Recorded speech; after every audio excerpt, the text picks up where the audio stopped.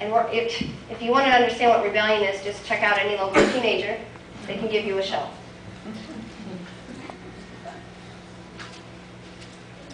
Toddlers just simply want their way. Toddlers are just stretching independence. They're just trying to figure out where are the boundaries. So they're just pushing the walls. That's their job, to test the walls. Where can I go? So those temper fits, those are just tests. But a teenager calculates it. They know how to deceive. That's rebellion. And the Bible says rebellion is as the sin of witchcraft. So if you are a rebellious person by nature and you reject correction because of your own rebellion, you may be the one that says things to yourself like, no one's going to tell me what to do. No one's going to make a fool out of me. And I know people have said that about God. If I submit, I'm not going to submit. No one's going to make a fool out of me. That's rebellion. So you reject the correction. And what does the Lord say about that? Further in Proverbs, he says, when they cry for help, I will not answer. Though they anxiously search for me, they will not find me, for they hated knowledge and chose not to fear the Lord. They rejected my advice and paid no attention when I corrected them. Therefore, they must eat the bitter fruit of living their own way, choking on their own schemes. For simpletons turn away from me to death. Fools are destroyed by their own complacency. But all who listen to me will live in peace, untroubled by fear or harm. So rebellion, pride, blindness, all keep us from receiving the correction that God gives. We all come in here faithfully to receive instruction and correction. We do what we want with it. Most of us throw it in the trash on the way out. Sort of like a church bulletin, you know. You get the church bulletin, you take the notes, and then you throw it in the trash on the way out. Yeah, no, it doesn't settle with me. I don't think I like that. And then at work, you get the same word from somebody. Keep saying the same thing. Nope, don't want that. Then you watch a movie. It seems like the lead character's in the same spot you're in. And you see how they resolve it. And you're like, no, I'm not going to do that. That's not for me. Any of you're a movie person? I learn a lot by watching movies. So then I'll go to the fourth one. Remember we talked about, in the past, a man named Saul in the New Testament who thought he was doing God a favor by killing all the new Jesus followers because they surely can't be right. And over a matter of days, he realized when his blindness was removed, wow, I'm making a mistake. Jesus was the way, the truth, and the life. He became God's messenger. Okay. Today we're going to talk about a different Saul, Saul in the Old Testament. And another character, Samuel, who was the son of Hannah, who I talked to you about on Mother's Day. So Samuel's grown up now. Okay? Samuel's all grown up. In 1 Samuel 15, we'll learn about this other Saul who may or may not, I'll let you find out, listen to God's instructions, listen to his correction.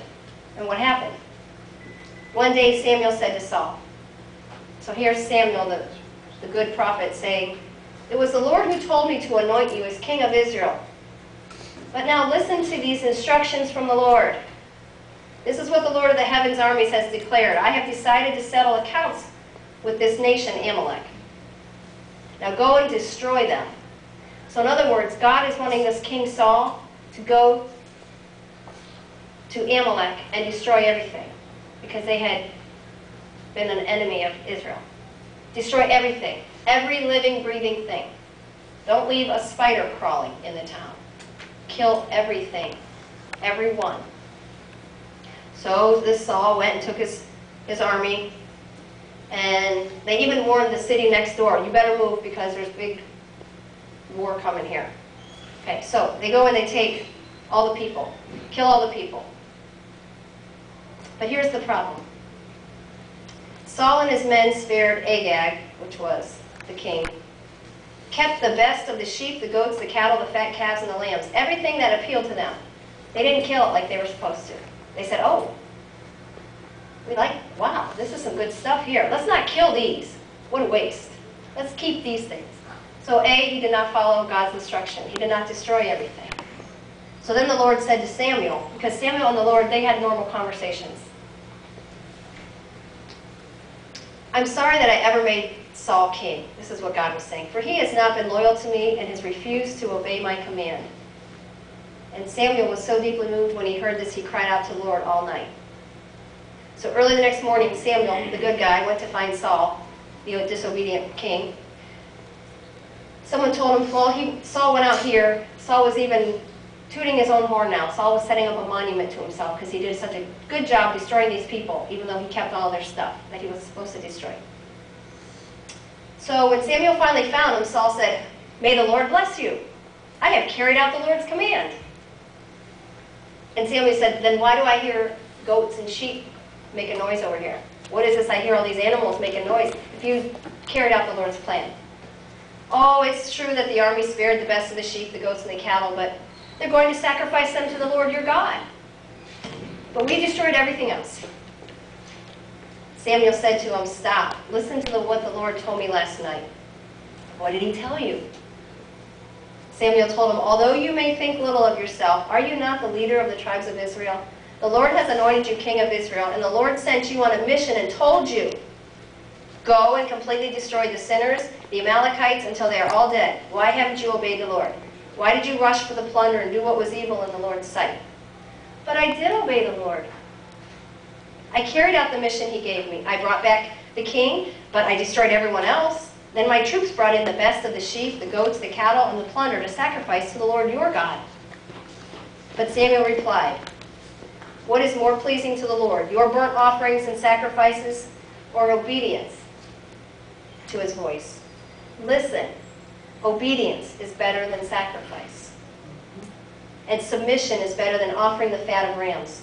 Rebellion is as sinful as witchcraft, and stubbornness or arrogance and pride is as bad as worshiping idols. So because you have rejected the command of the Lord, he has rejected you as king." But he thinks what he did was right. I think there was some blindness going on. I think there was some pride going on because he was up there patting himself on the back. I think there was some rebellion going on because the Lord said, "Do it this way." And he said, "Well, but I'm going to do it this way." Don't you hate that when someone does it just different, just because they're not going to do it the way you said? It gets the Lord a little angry too. I think he knows best. The fourth reason that people reject correction is because of fear. So we could all say, look at Saul and go, "Oh, he was terrible." But this is how it ended here. Saul admitted to Samuel, "Yes, I have sinned. I have disobeyed your instructions and the Lord's command, for I was afraid of the people and did what they demanded. But now please forgive my sin and come back with me so I may worship the Lord." So, did Saul receive correction? Yes, he did. It would have been better to follow the instruction rather than have to get to correction. But he received the correction. He did acknowledge his sin. So just four reasons out of a big list we could make. Blindness. You don't even see it. Or simply pride. Why don't you really make the change or accept the discipline God's giving you? Rebellion. You're not going to tell me. Which is as the sin of witchcraft and fear. Fear of what? Fear of man. Fear of what is. Which means we don't really trust God. We don't trust God's instructions if out of fear we reject him. We reject his instruction. And so this morning I just would encourage you to have a soft heart. Wow. To have a soft heart. God doesn't expect you not to make mistakes. That's not the problem that you make mistakes. Read the Bible. Every person in there makes mistakes.